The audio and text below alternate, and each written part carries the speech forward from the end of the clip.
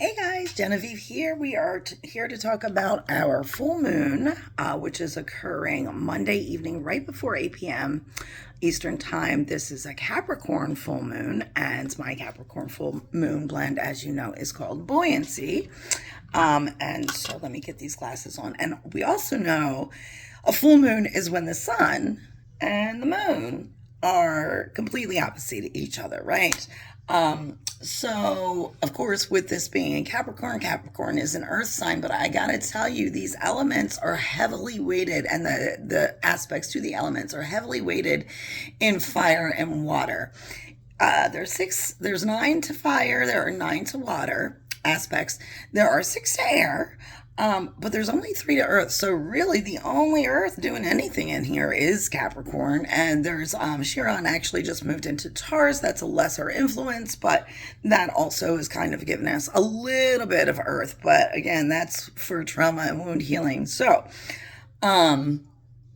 the body parts associated with this full moon are your backbone, your joints, your knees, your skin, and your hair. All right. So just be careful of injury, avoid injury, be extra protective of those areas of your body. And so right away, I talked about the elements, but our sun, of course, we're in Cancer season. So we just went into Cancer season. So Cancer is water sign, of course. So we've got earth and water. Moon, Capricorn, Mercury is in Cancer.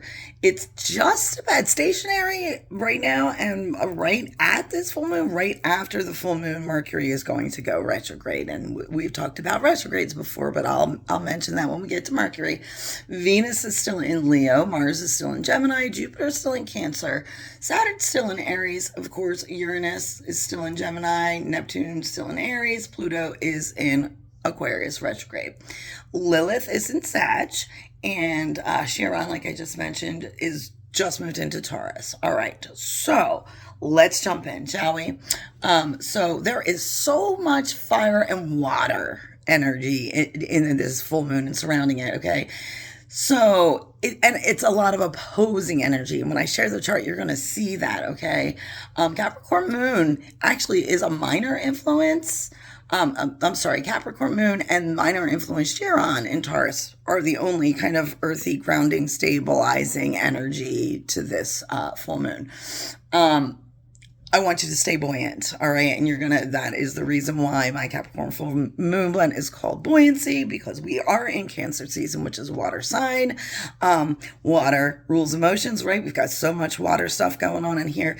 This is going to be very emotional. This is going to be an emotional full moon.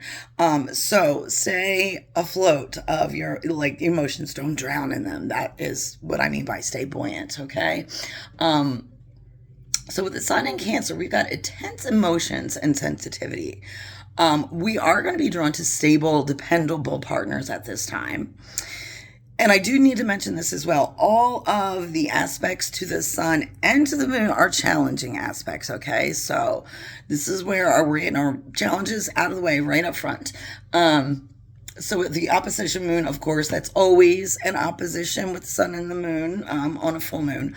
But this is intense because the Cancer sun wants to depend on the Capricorn moon, that earthy steadiness, right? But this placement has Capricorn also very emotional and withdrawn, which is not usually the case with Capricorns, right? With Cap energy. Now, it is square Saturn in Aries. So this is a minor challenge, but it may have us questioning our worth and our abilities and feeling kind of lagging confidence at this time. So ground yourself under the full moon and focus on building your inner strength, okay? Now, with the sun square Neptune, we also may be questioning our life's purpose or direction at this time, all right? Again, our confidence is lagging. We may struggle with focus and clarity. We want to watch for escapism, okay, guys? Do not overextend yourself or allow yourself to be taken advantage of by in your altruistic works or because of your altruism, right? Remember the boundaries. Now is the time to reinforce and reiterate your boundaries. This is not selfish. This is self-preservation. Okay, so with the moon in Capricorn, when the moon is in this placement, We may be feeling a little bit more shy, withdrawn, or needing of reassurance from others, but try not to seek external validation. We want to meditate on staying positive and try to have some fun during this. Try to, again, be buoyant, carefree. Go with the flow of the Cancer season and stay afloat and buoyant. Don't let negative emotions drown you, okay?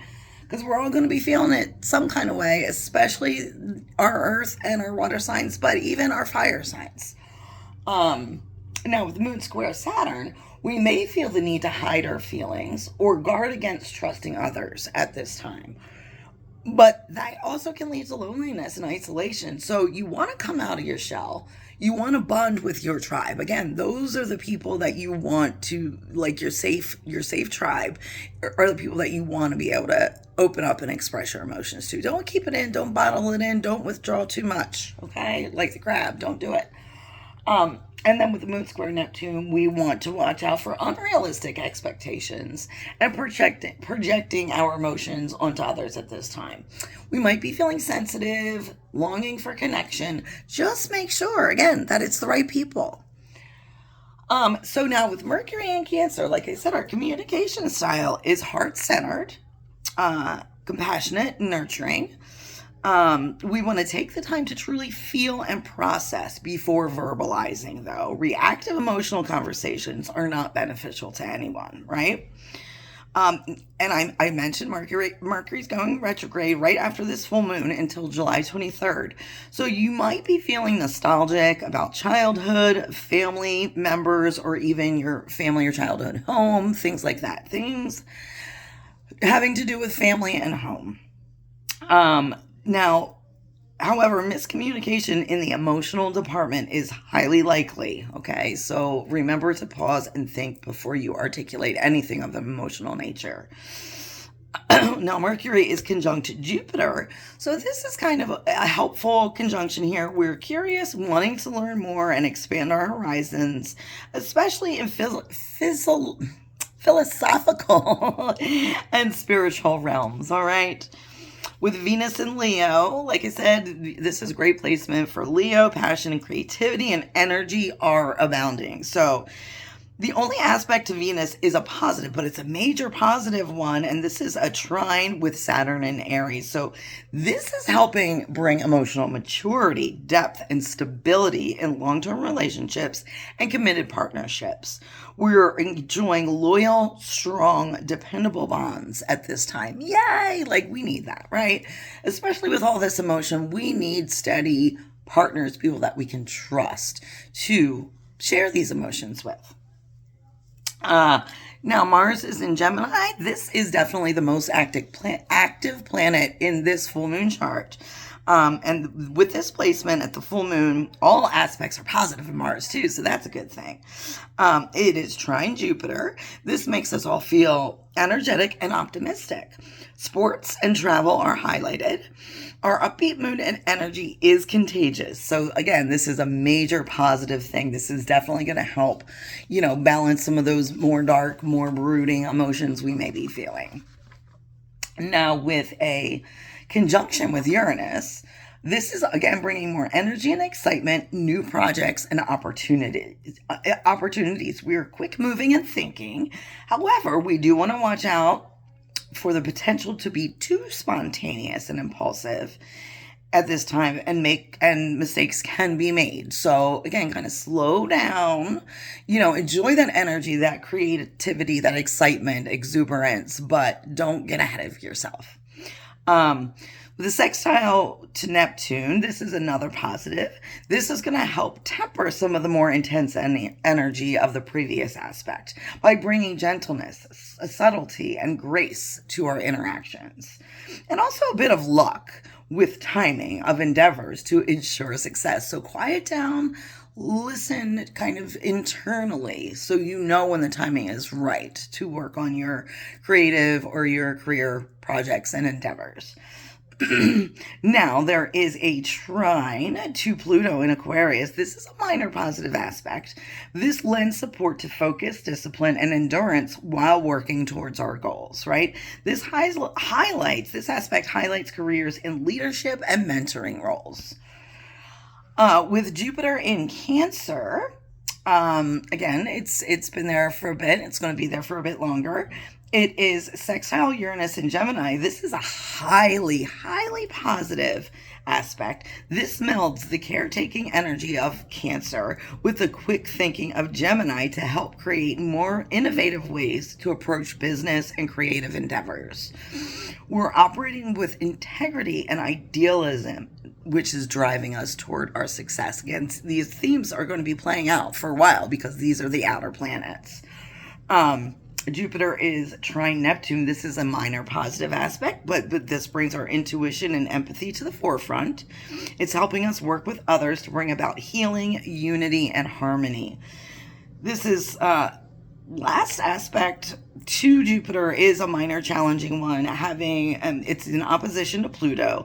So this is causing some of us to question our values and whether they match our actions. We're thinking about it. It's like, I know what I believe and I know what I say I believe, but am I actually living that truth? We might feel authority and our inner morals don't match at this time. We could be feeling coerced into abandoning our moral compass with the changing rules and morals of our leaders. Okay, remember to always choose integrity no matter what is popular, no matter what is accepted, no matter what our leaders, and I'm talking about world leaders, political leaders, whatever figures that we have been taught to look up to, or at least look towards for answers. They're failing us right now. And we need to remember what is true and what is good. That comes from within inside of us. Like, don't change who you are just because all of this negativity is popular. Right. So, Saturn and Aries. We've already discussed all of those aspects.